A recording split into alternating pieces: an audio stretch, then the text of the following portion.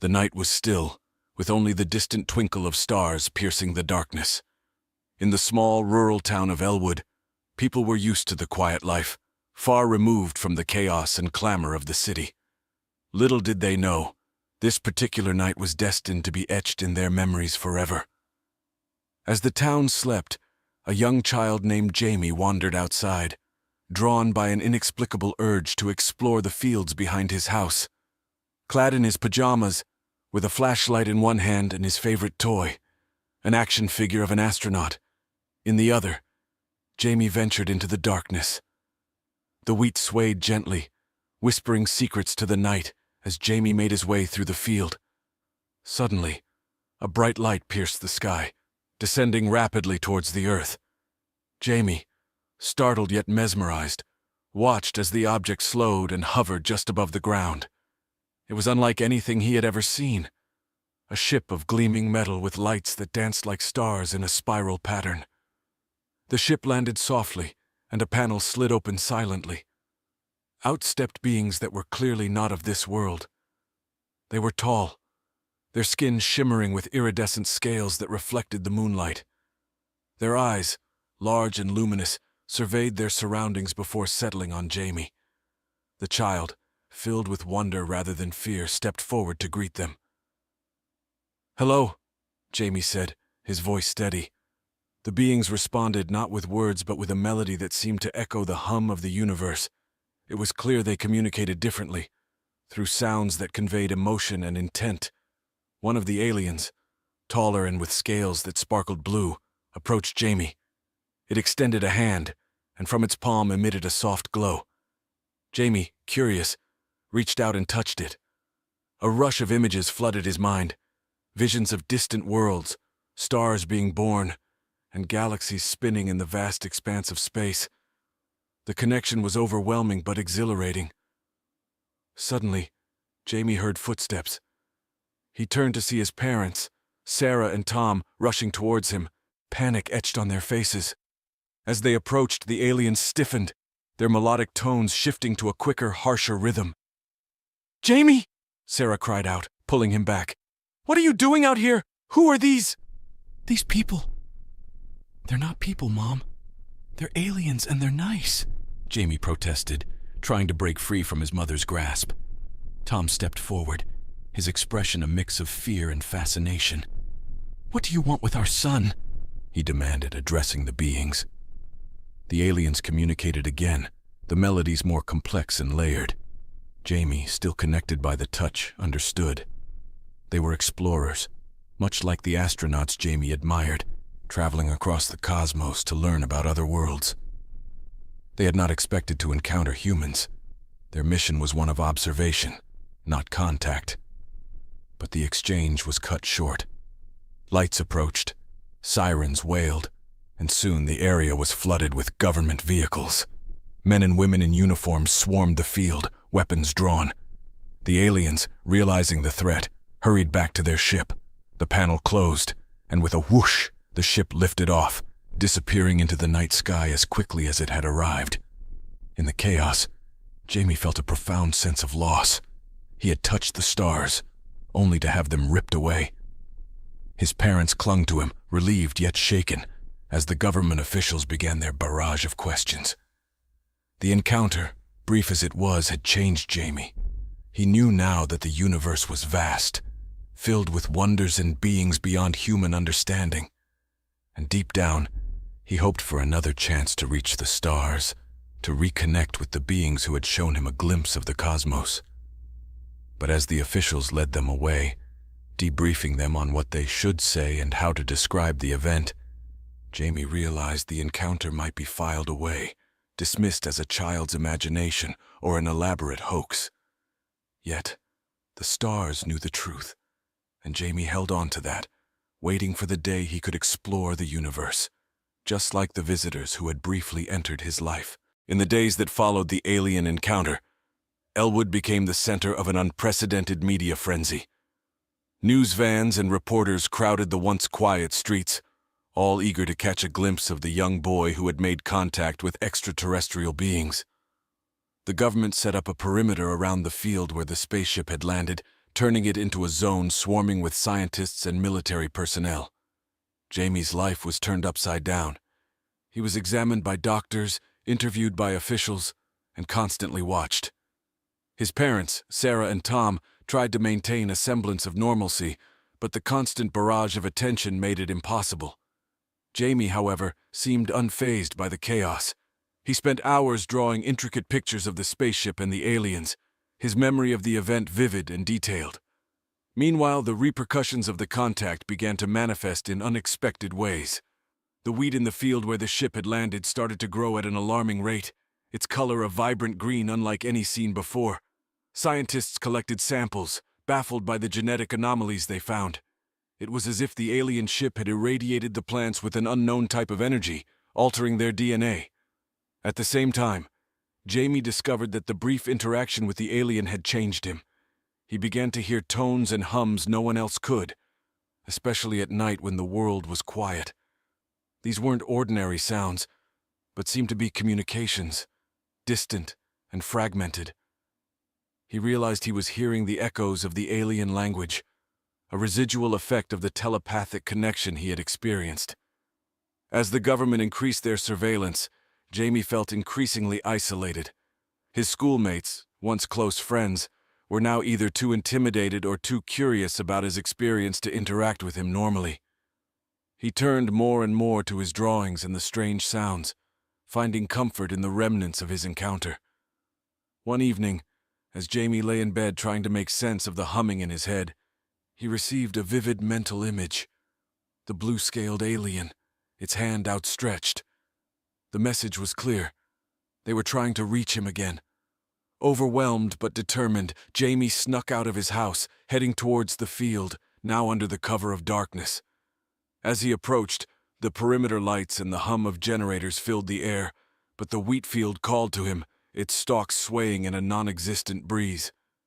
Ignoring the risk of being caught, he found a secluded spot and sat down, closing his eyes and focusing on the connection. Suddenly, the humming grew into a clear melody, and Jamie felt the presence of the aliens. They were not physically there, but their essence touched his mind. They expressed regret for the trouble they had caused him and his family, and offered him a gift, an understanding of their technology, encoded in the melody. Armed with this knowledge, Jamie knew what he had to do. He started to experiment discreetly, using common electronic components to replicate the alien technology. After several weeks of trial and error, he managed to build a small device that could manipulate gravitational fields, a rudimentary version of the technology used by the alien ship. His invention, though primitive, had incredible implications. Jamie realized he had the potential to change the world, to bridge the gap between human and alien technology. But he also understood the dangers of such power. If the wrong people learned about his abilities, it could lead to disastrous consequences.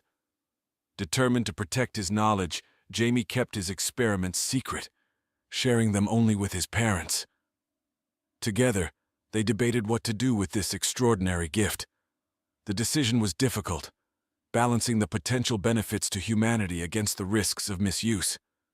Meanwhile, the world outside remained unaware of the profound connection that had been forged between a human child and an alien civilization, and the incredible possibilities that lay just on the horizon.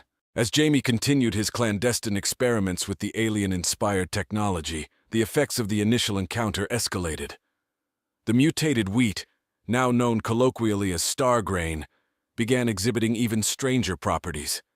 It emitted a faint luminescence at night, casting an eerie glow over the field. The phenomenon attracted not only a slew of curious onlookers, but also a variety of wildlife that seemed drawn to the field as if hypnotized. The local ecosystem was shifting.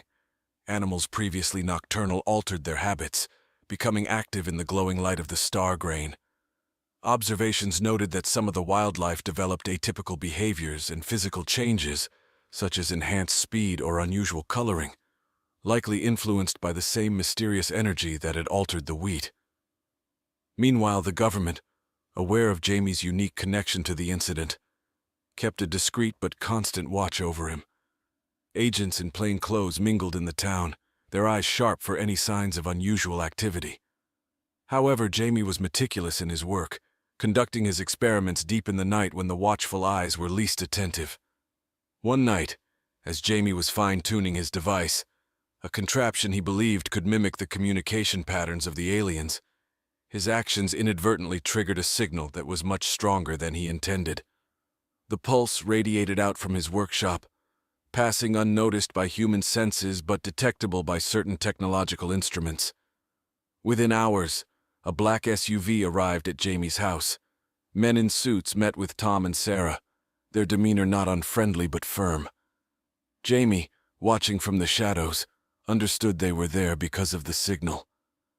After a tense conversation where his parents feigned ignorance, the men left, but not before installing additional surveillance around the property. Realizing the risks were becoming too great, Jamie decided to move his operations. He approached his neighbor, Mr. Henderson, an elderly man who had always shown a fond affection towards Jamie, and had often expressed skepticism towards the government's intervention in town. Mr. Henderson agreed to let Jamie use his old barn, a rundown structure at the edge of his property, obscured from view by thick groves of trees. The barn proved to be an ideal hideout. It was there that Jamie, with the help of his tech-savvy friend Max, set up a more sophisticated lab. Max, who had guessed at Jamie's secret, was eager to help, driven by a mix of curiosity and the thrill of subverting the watchful eyes of the authorities. Together, they enhanced the device, incorporating elements that would shield their activities from detection. As they worked, Jamie taught Max about the alien melodies, explaining how these were not just communications but also the foundation of the aliens' technology. Intrigued by the potential, Max suggested they attempt something unprecedented, opening a small, controlled portal, similar to the one the aliens had used to reach Earth. The task was daunting. It required not just technical prowess, but also a deep understanding of the alien melodies that Jamie could hear. Every test, every adjustment brought them closer to their goal, but also deeper into the realm of the unknown. As they prepared for their first major test, the town of Elwood continued to change. The star-grain's influence expanded, altering plant life and creating a biological anomaly zone that baffled scientists. The government increased their presence, setting up a research station under the guise of a public safety measure. Unbeknownst to them, right under their noses, two young boys were about to attempt a breakthrough that could either bridge two worlds or tear them apart. The night of the test was shrouded in secrecy. Jamie and Max, under the cover of darkness, readied their device in the old barn, the silence punctuated only by the hum of their equipment. Outside, the glow from the star grain cast a surreal light over the landscape, an inadvertent beacon in their clandestine venture. Max, ever the pragmatist, double-checked the array of makeshift shielding they had assembled. It was composed of various materials scavenged from around town and designed to mask the energy signature of their experiment. "If this works," he whispered, a mix of excitement and anxiety in his voice, "we'll be the first kids to open a door to another world." Jamie, more focused on the melodic hum that guided his adjustments, nodded. He fine-tuned the device, aligning it with the frequencies he had memorized from his encounter. The machine, a complex assembly of coils, screens, and antennae, began to emit a low, pulsing sound, harmonizing with the distant hum of the cosmos. As the device reached its operational threshold, a faint shimmer appeared in the air in front of them. The shimmer grew, wavering like heat above pavement, until it stabilized into a visible, swirling vortex. The barn was filled with a soft, otherworldly light, casting long shadows behind the stacks of old farm equipment and dusty workbenches. "This is it," Jamie said, his voice barely above a whisper. "It's stable. Let's see where it leads." Max held up a hand, a cautious reminder. "Remember, we don't know what's on the other side. Let's just take a peek. No crossing over." Jamie nodded, and together they approached the portal. Peering through, they saw glimpses of a landscape that defied description. Impossible geometries, a kaleidoscope of colors that no human eye should see, and flora that seemed to dance to an unseen rhythm. Suddenly the portal pulsed, expanding slightly. The boys stepped back, but not before catching sight of a figure approaching from the other side. It was one of the aliens, the blue-scaled one Jamie had met. It stopped just short of the portal, its large eyes studying the boys with a palpable intensity. Max gasped, stumbling backward into a pile of hay. "They can see us," he breathed, his face pale. Jamie, though frightened, felt a surge of hope. "They remember me," he said. The alien placed a hand against the boundary of the portal, its fingers splayed. The gesture was unmistakable, a sign of peace or perhaps gratitude. The connection was brief. As quickly as it had appeared, the portal began to fluctuate, the image distorting. Jamie scrambled to the controls, trying to stabilize it, but the power draw was too much. With a final flicker, the portal snapped shut, leaving behind a crackling energy in the air. The barn was silent again, save for the boys' heavy breathing. They looked at each other, a mixture of awe and fear in their eyes. "We did it," Max said, his voice trembling. "We actually did it." Jamie nodded, his mind racing. The encounter had confirmed his belief. The aliens were still watching, still interested. But the unstable nature of the portal worried him. He knew they needed to understand more, to control the technology better, before trying again. As dawn approached, they dismantled the device, agreeing to keep the night's events between themselves. The risk of being discovered was too great, and they knew the implications of their actions could be far-reaching.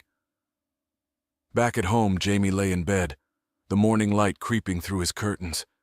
He couldn't shake the image of the alien's hand against the portal, a gesture that crossed the vast divide between their worlds. It was a promise of potential contact, of future interactions, and perhaps of shared knowledge. In the quiet morning hours, Jamie realized his life was no longer just his own.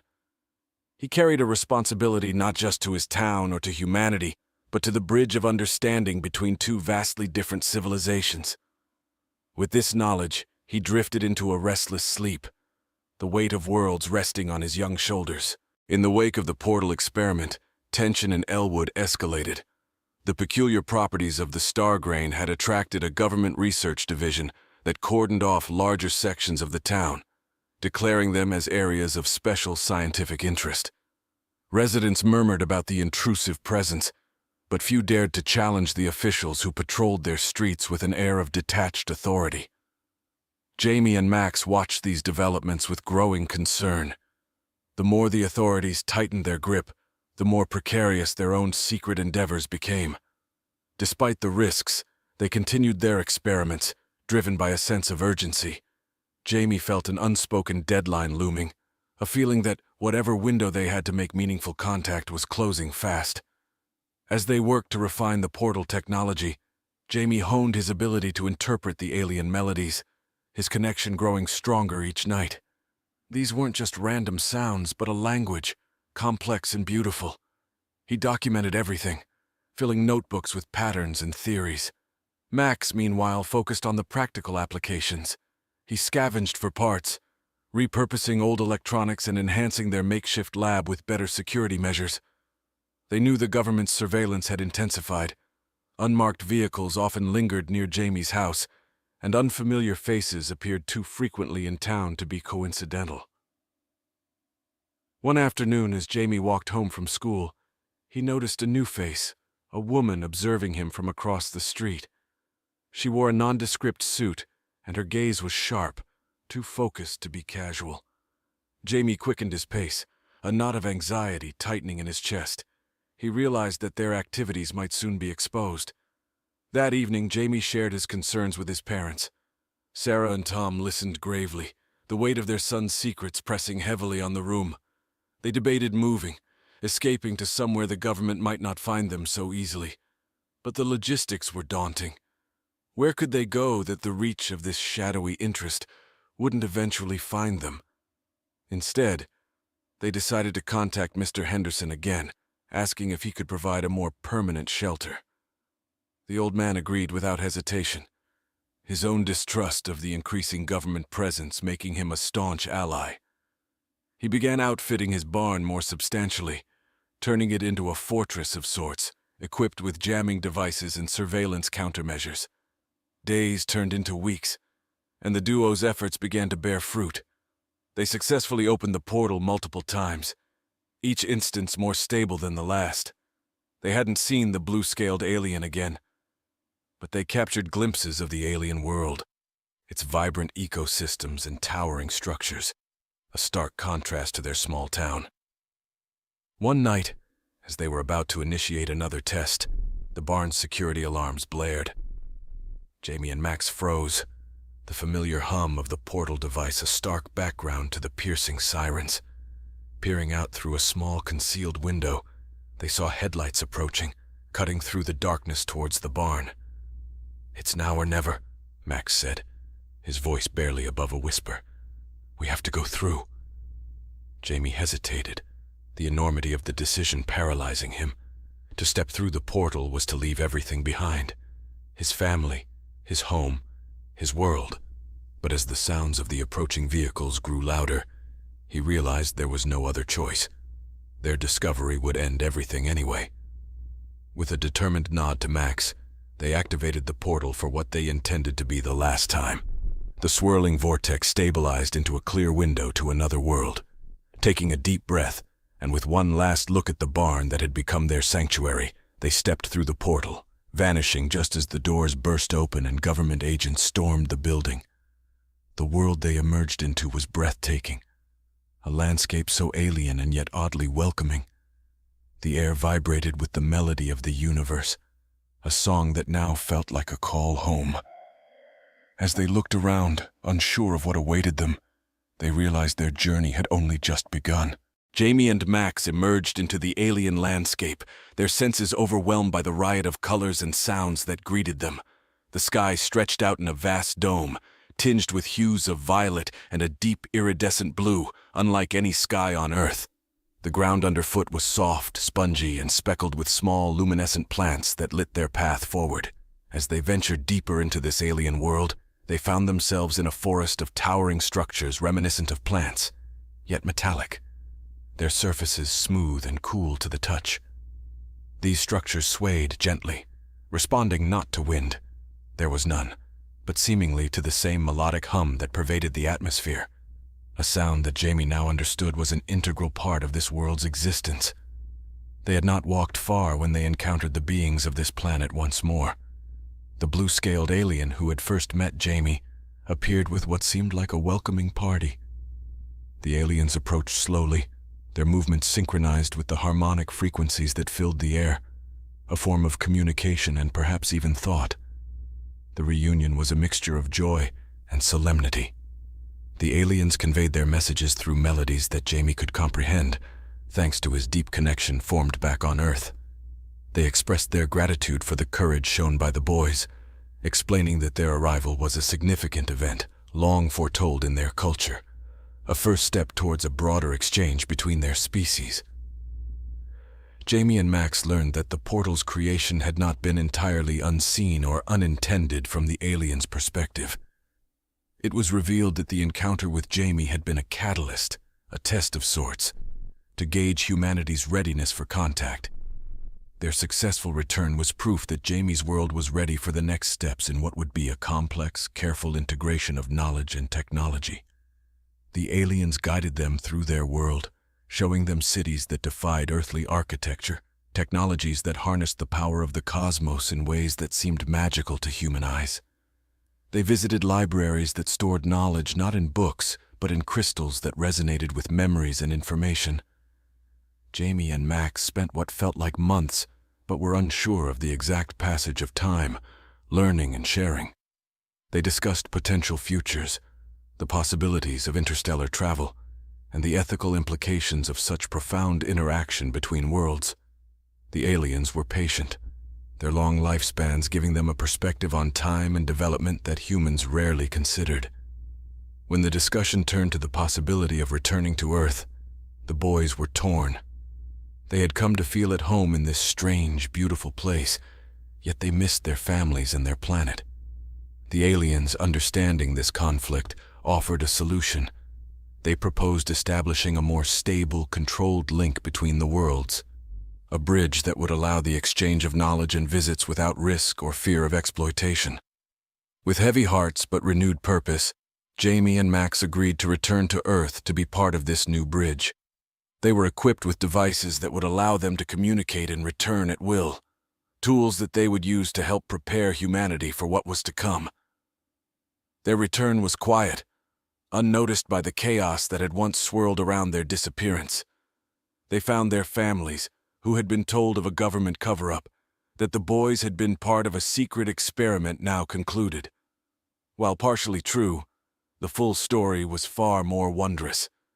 As Jamie and Max reintegrated into their lives on Earth, they worked covertly to establish the promised link, a portal that was secure and hidden, known only to those who needed to know. They became ambassadors, not just between two worlds, but between all of humanity and the vast unknown cosmos. Their adventures had started with a step into the unknown, driven by a child's curiosity and a night of unexpected visitors. It had now blossomed into a responsibility that spanned stars. They were no longer just children who had touched the stars. They were builders of bridges, architects of a future where the stars were within reach.